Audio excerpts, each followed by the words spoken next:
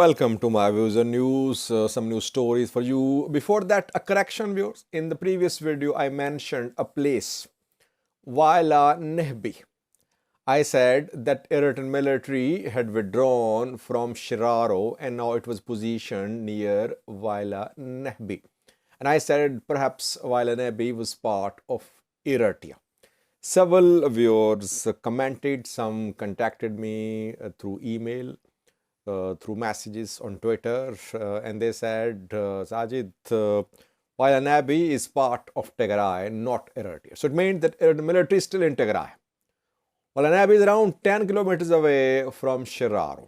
Since it is in Tigray, being confirmed by several viewers, that is why we can safely say that Eritrean military is still in Tigray, though it is right on border.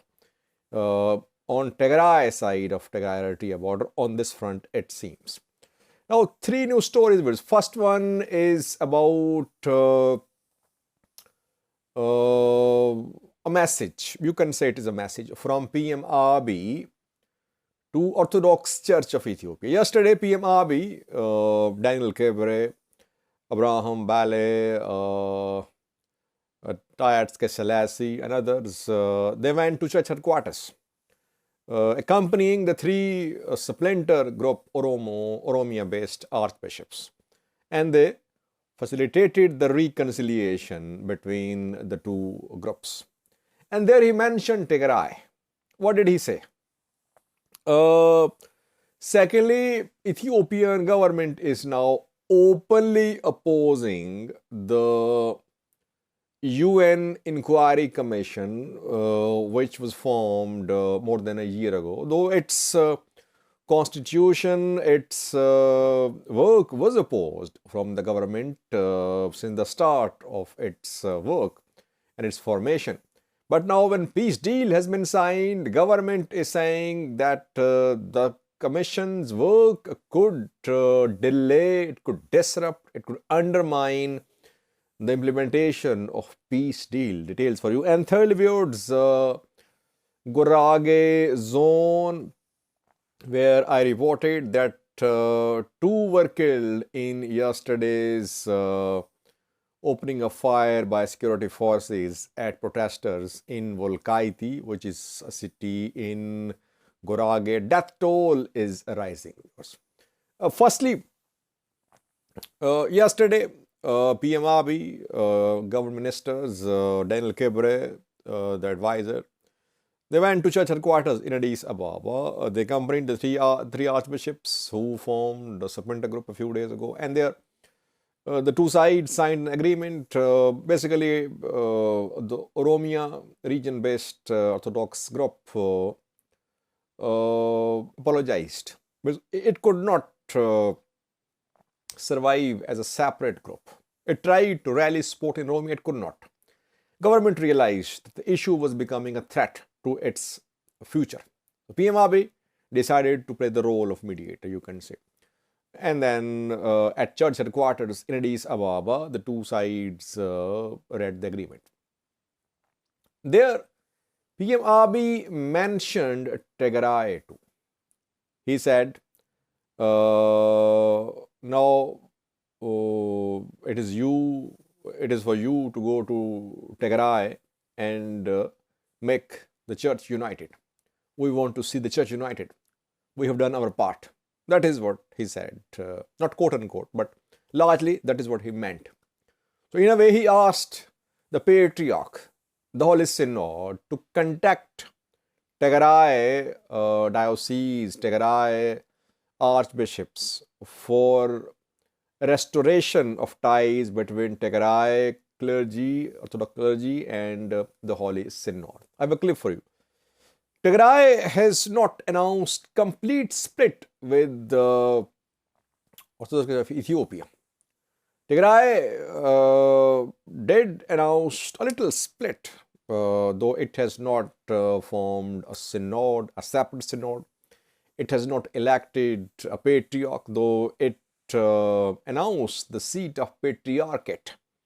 So Tigray was on its way towards complete secession with Orthodox Church. Then peace deal was signed. And last week, a letter surfaced allegedly addressed to Tigray Diocese Archbishop from the Holy Synod. Letter was a sort of apology, a request to Tigray Diocese to rejoin Orthodox Church, but the letter was denied by the Holy Synod. Petros denied having written any letter to Tigray Archbishop.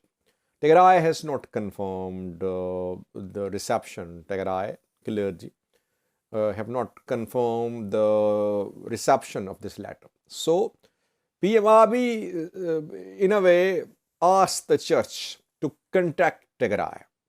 And at some church meetings, at some Holy Synod meetings, the issue came under discussions. It means in coming days, we could see some formal contact between Tigray Orthodox clergy and Ethiopian Orthodox Church. It could happen, it seems. Does the government want to see the church united? That is what PM Abiy said. Though some people say that he wanted to weaken the church, but he could not. That is why he decided to play the role of a mediator. With the clip showing PM Abiy talking to the Patriarch and the Holy Synod. Take a listen to what he said about Tigray. ይዛዩ ተሳክቷል። የቀረው ፈጥነን ደግሞ ወደ ትግራይ ሄደን የቀሩትን ማምጣት ነው። Secondly, viewers, UN Inquiry Commission was formed more than a year ago by UN Human Rights Council to investigate human rights abuses committed during the 2-year-long war in Tigray, Amhara, far regions of Ethiopia. Ethiopian government has been opposing this commission since its formation. Ethiopia opposed the funding for this commission too, but the commission submitted its first report last year. It accused the government of deaths of human rights abuses against civilians in Tigray. It accused Tigray fighters of some human rights abuses as well. Government rejected the report. The commission mandate was renewed last year. I think it was in September, October. Now, the commission is planning to visit Ethiopia once again, but Ethiopian government is opposing the working of this commission. Demeke Mekonnen, Deputy Prime Minister and Foreign Minister of Ethiopia, yesterday addressed a gathering, and there he criticized the commission. He said that the commission could undermine the implementation of the Pretoria deal. It will definitely undermine the work of Ethiopian national institutions. So it means that it's very clear Ethiopian government will not cooperate with this 3-member commission. Though we have seen EU, US issuing statements calling for accountability, they are asking the government to give access to this commission members to the conflict areas where abuses were committed, but government is denying the access. And Demeke made government's position clear yesterday when he said he linked the implementation of Pretoria deal to the commission's work, which is very surprising. How can the commission's work undermine implementation of peace deal? It means there will never be any accountability. No one will be held accountable. By the way, I've been saying that for months, that no one will be held accountable. You'll see. And that is what is happening. Tens of thousands, if not millions, have lost their lives. People wounded, injured, paralyzed, disabled for their entire lives. Women raped. Children died of hunger. In war as well. Non-combatants killed too. In prisons people killed. No accountability. And government wants to bury everything. It wants to sweep everything under the carpet. Tigray side is silent, I think. I personally think Tigray will not take a strong position on this commission now. Because Tigray-Addis Ababa alliance is strengthening. That is why it will be interesting to see the position of Tigray regional government about the work of this commission. If commission members visited Ethiopia. Will they be allowed to visit Ethiopia, Commission members? I don't think so. Let's see. Thirdly, viewers, Gurage zone of the SNNPR, where yesterday security forces opened fire at protesters. Protesters were protesting against cutting of water supply to Volkaiti city of Gurage.